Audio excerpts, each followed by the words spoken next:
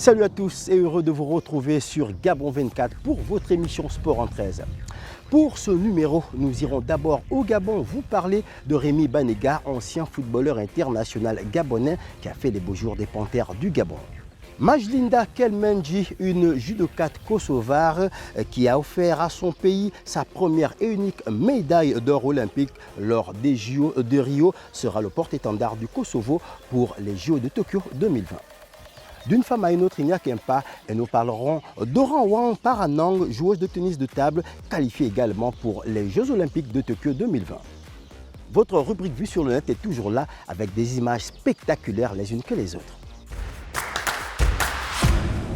Et comme le dit souvent un journaliste de Gabon 24, 1, 2, 3, c'est parti. Et nous commençons ce sport en 13 avec Rémi Banega, ancien footballeur international gabonais et président de l'Association nationale des footballeurs professionnels du Gabon, qui nous a reçus justement au siège. Rémi Banega, bonjour et merci de nous recevoir ici au siège de l'Association nationale des footballeurs professionnels du Gabon. Merci, bonjour Joey, et c'est un plaisir de vous avoir. Ça fait pratiquement 6 ans que tu as arrêté de jouer au football. Aujourd'hui, au sein de l'Association nationale des footballeurs professionnels du Gabon, comment ça se passe? Tout se passe bien et c'est aussi l'image qu'on veut apporter au Gabon en leur disant qu'aujourd'hui, nous sommes une génération d'anciens footballeurs capables d'apporter quelque chose. Il y a quelque chose qu'on ne peut pas nous enlever, c'est l'expertise qu'on a en tant qu'ancien footballeur. On connaît le vécu, on connaît le terrain.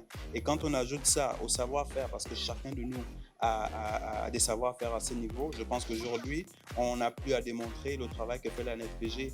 Et c'est vrai qu'il y a Rémi Banega, il y a Stéphane Guema qui sont les anciens footballeurs, mais c'est surtout une équipe derrière, une administration avec des personnes ressources vraiment compétentes. Et justement, parmi ces personnes, il n'y a pas que Stéphane Guema et Rémi Banega, comme tu as dit, comme anciens footballeurs. Armel Mvele, c'est aussi un jeune qui a joué à l'époque à CGA, à Michael Lusengi Mike qui a joué à Andimba, ainsi de suite. Mais il faut aussi dire à la tête, au niveau du comité exécutif, on a comme président, vice-président d'honneur, il y a Pierre, il y a Lemina et il y a Didier. Il faut bien préciser, Pierre-Emerick Aubameyang, Mario Lemina, effectivement. Voilà, et Didier Ovono. Et bon, aujourd'hui, c'est quoi le combat de l'Association nationale des footballeurs professionnels du Gabon? Le combat de l'association, pour le résumer, d'accord, c'est faire en sorte que le footballeur évoluant au Gabon puisse vivre de son métier de footballeur.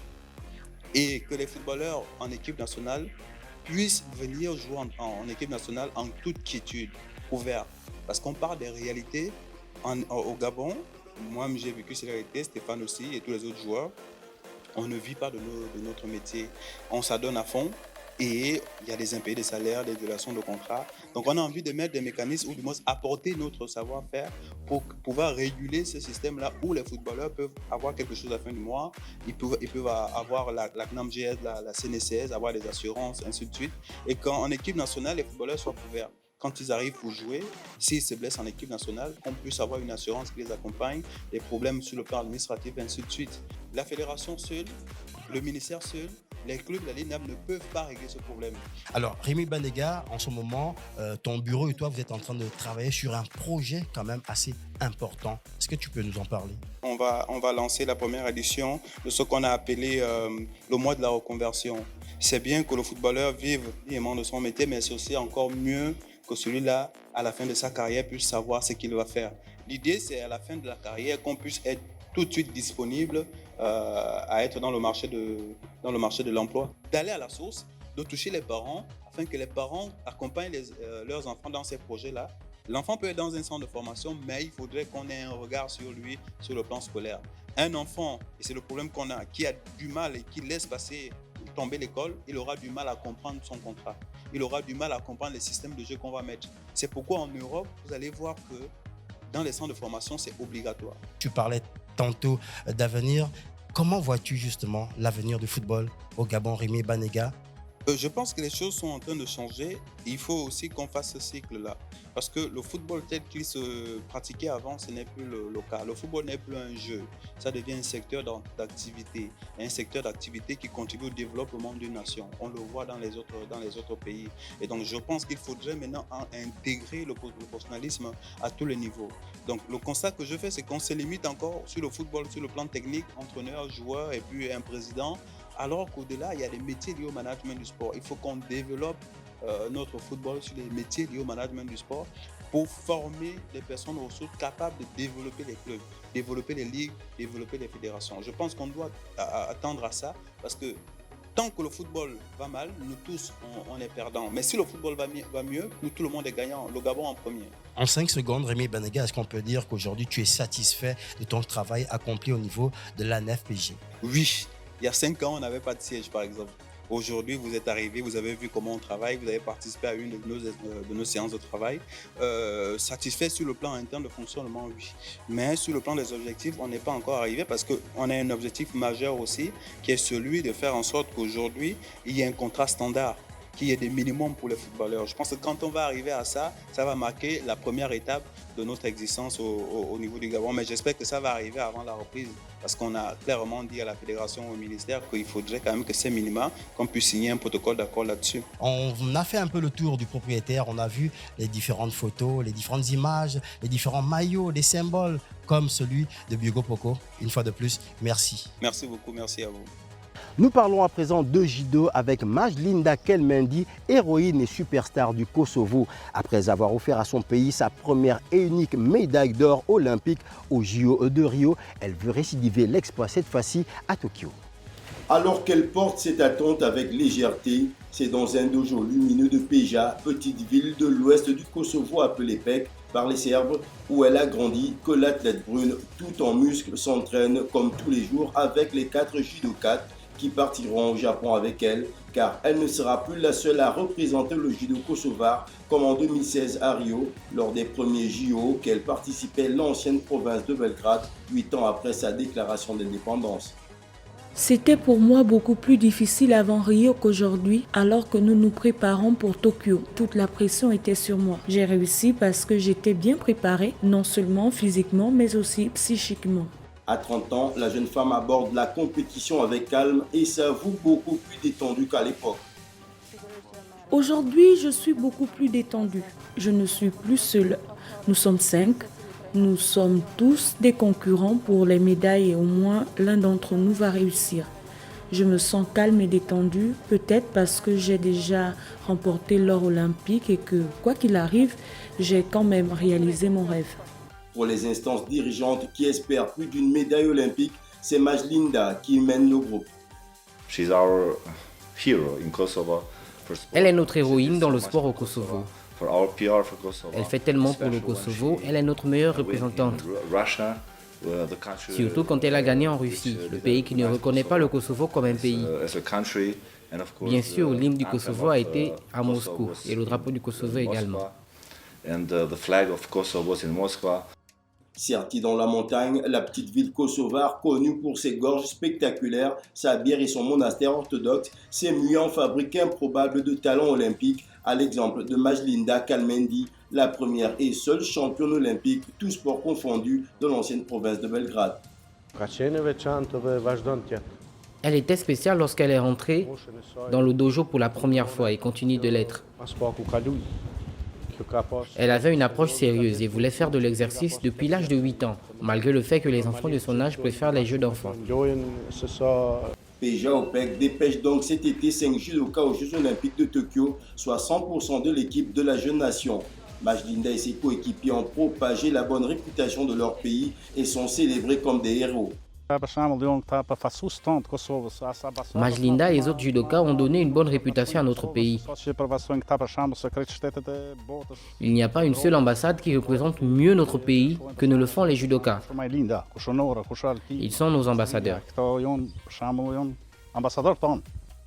Nous sommes très heureux de leur succès. Il n'y a pas que nous, le monde entier les apprécie. Pour rappel, la médaille d'or remportée en 2016 au JO de Rio au Brésil par Majlida Kelmendi a propulsé le judo du Kosovo où le football était jusque-là l'une des passions dominantes. Et oui, la Thaïlande aussi joue au tennis de table, surtout avec Orawan Paranang qui semble être prête pour les JO de Tokyo 2020, mais qui s'entraîne à renvoyer des balles dans son salon en périphérie de Bangkok. Cette installation de fortune est la dernière étape d'un parcours qui va mener la jeune femme de 24 ans, issue d'une famille rurale pauvre de Thaïlande, jusqu'à Tokyo. À l'origine, ma famille n'avait pas vraiment beaucoup d'argent pour me soutenir dans la poursuite de ce sport. Mais ils m'ont toujours soutenu spirituellement et mentalement et m'ont laissé faire ce que j'aime. Ils ont essayé de m'aider par tous les moyens possibles. La gauchère, à qui l'on disait autrefois qu'elle était trop petite pour bien jouer, a obtenu sa place aux Jeux de Tokyo en remportant les qualifications régionales pour l'Asie du Sud-Est au Qatar en mars dernier. Quand j'ai gagné le tournoi à l'ASEAN, c'était comme si on m'avait retiré un poids qui pesait sur ma poitrine. Je suis à la fois heureuse et comblée. C'est juste un sentiment indescriptible. Celle qui a aidé à subvenir aux besoins de sa famille grâce à des compétitions et primes remportées depuis l'âge de 15 ans, se trouve maintenant au seuil de l'événement sportif le plus important de la planète.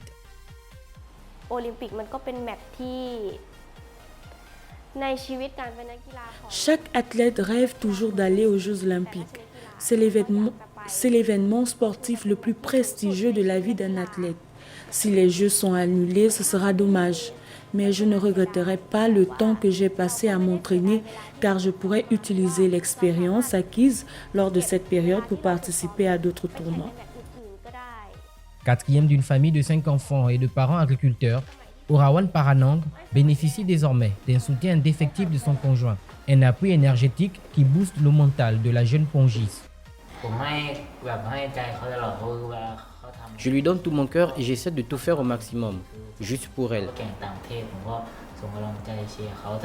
Lorsqu'elle participe à une compétition à l'étranger, je l'encourage toujours de ce côté-ci.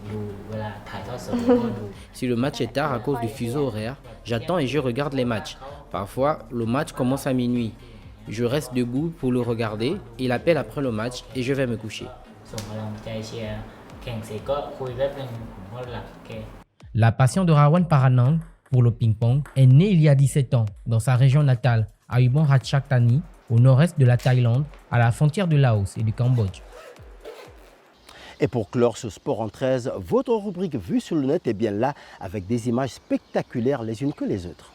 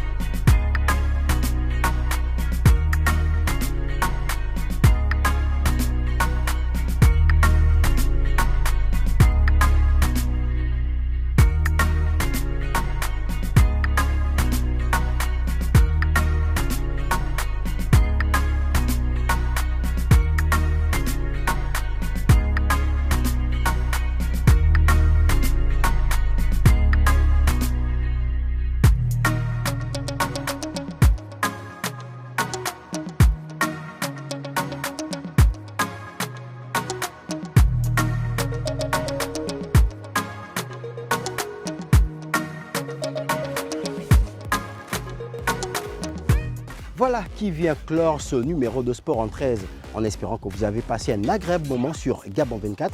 Moi, je vous donne rendez-vous pour un autre numéro avec de nouvelles découvertes. Ciao!